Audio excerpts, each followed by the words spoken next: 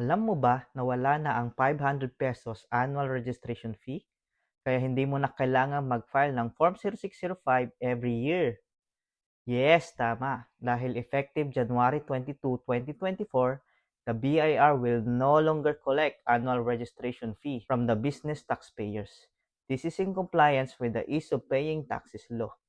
Before EOPT law, required pa ang yearly registration fee due every January 31 para sa mga businesses na nakarehistro sa BIR.